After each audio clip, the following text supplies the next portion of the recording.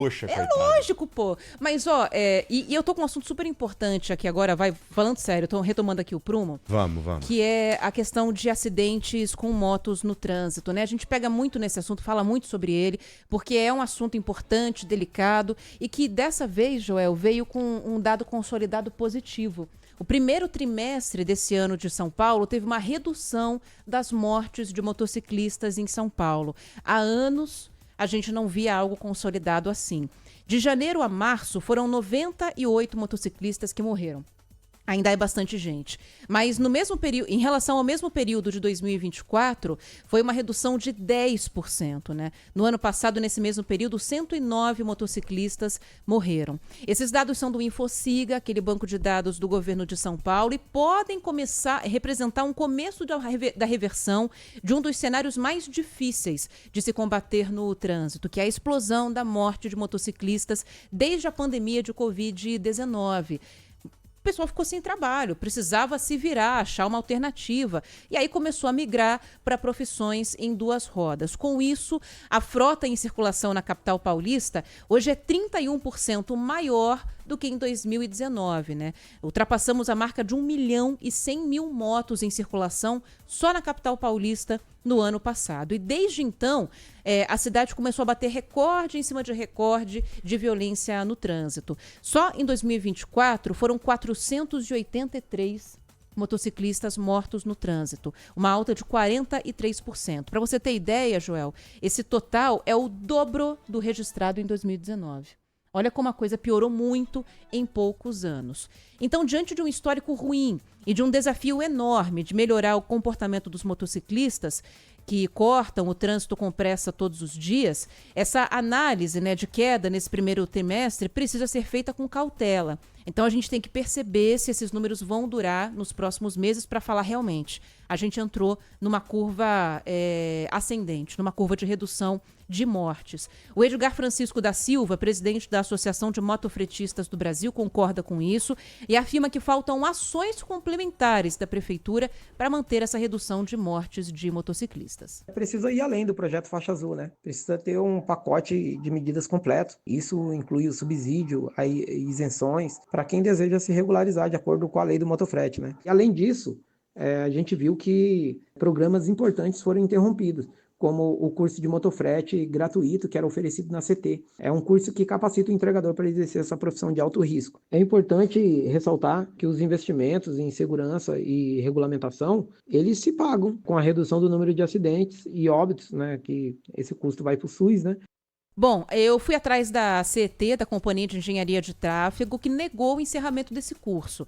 O que a Prefeitura disse é que houve uma reorganização desses cursos, que ainda são oferecidos de maneira presencial e de maneira online. A CET também destacou ações como a Faixa Azul para motos, que reduziu as mortes de motociclistas nas vias onde a sinalização foi instalada praticamente pela metade. Já são mais de 221 quilômetros de vias com zona azul, com faixa azul, aliás, aqui em São Paulo. E houve também, algo que foi destacado pela Prefeitura, um aumento das frentes seguras. Você que está nos ouvindo já deve ter visto isso por São Paulo, que é aquele bolsão que é colocado na frente de todo mundo para as motos largarem antes dos carros quando abrem os semáforos. Já são mais de 1.000 frentes seguras que nós temos espalhadas aqui pela cidade de São Paulo. Olha que interessante. Em 2019 nós tínhamos um número X. 2024, X mais alguma coisa. Quanto? 40 e tantos por cento? Ó, de mortes 40? você está falando? 2024, 483 pessoas perderam a vida em acidentes com moto. Tá, e dá quantos por cento Isso a mais com 2019? Foi o dobro. O dobro, né? Então, olha só, mesmo com o crescimento da frota,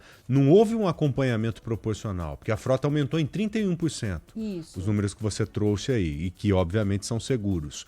Então, houve um acréscimo que foi acima disso. da proporcionalidade, né? Por isso que chama a atenção e me faz imaginar uma suspeita muito grande que a gente já tinha aqui. Que nós tivemos em um curto espaço de tempo, dá para falar que é uma mudança radical em poucos anos, e isso é um curto espaço de tempo, mesmo falando de 5 anos, de muita gente circulando com moto sem ter habilidade. Sem ter aquela condição mesmo de circular por aí. Mas é isso. Por isso que subiu da proporcionalidade, por isso que foi além da proporcionalidade.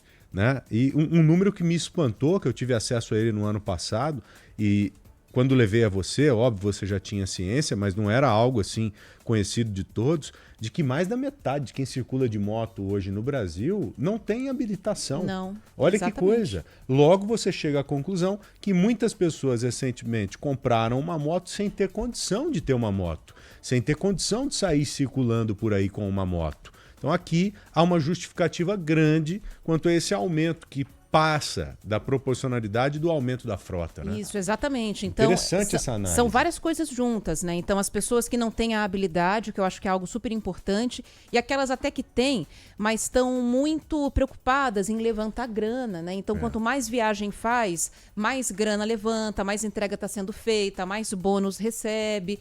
Então, isso também joga muito contra a segurança dos motociclistas. E a questão comportamental, né, Joel? A gente está falando aqui de ações da prefeitura porque o poder público tem que se virar mesmo para brigar de frente com esses números. Agora, podem fazer todas as ações mais incríveis e possíveis e radicais no trânsito. O comportamento ainda é o que vai ditar os resultados de vidas perdidas e vidas salvas no trânsito. 1.100.000 motos, cara, é muita coisa. E esse é um reflexo também direto da pandemia, claro, como você disse, mas nacionalmente falando, deixando a pandemia de lado, isso é um reflexo dos problemas econômicos que o Brasil enfrenta. Claro. Porque em países mais evoluídos você não vê essa quantidade de moto.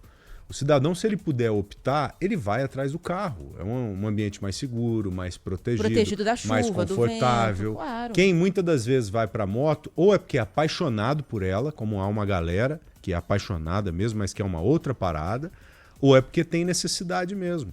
E que não aguenta muitas das vezes andar de busão, ou de trem, de metrô. Fala, pô, vou fazer um financiamento ali, vou pagar uns 300 contos por mês na parcela, vou dar uma arrochada aqui, fazer uma força e pagar 300 na parcela, que é mais ou menos o que eu gasto de transporte público, e vou fazer o meu próprio horário aqui, sem ficar dependendo do transporte público.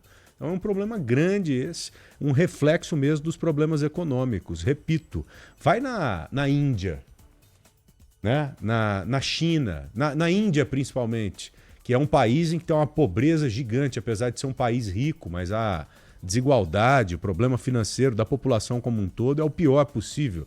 Você vê duas rodas para tudo quanto é lado, né? E assim vai, Vietnã, todos esses países pouco evoluídos, se você fizer uma análise nesse sentido, você verá, sim, muita gente circulando sobre duas rodas.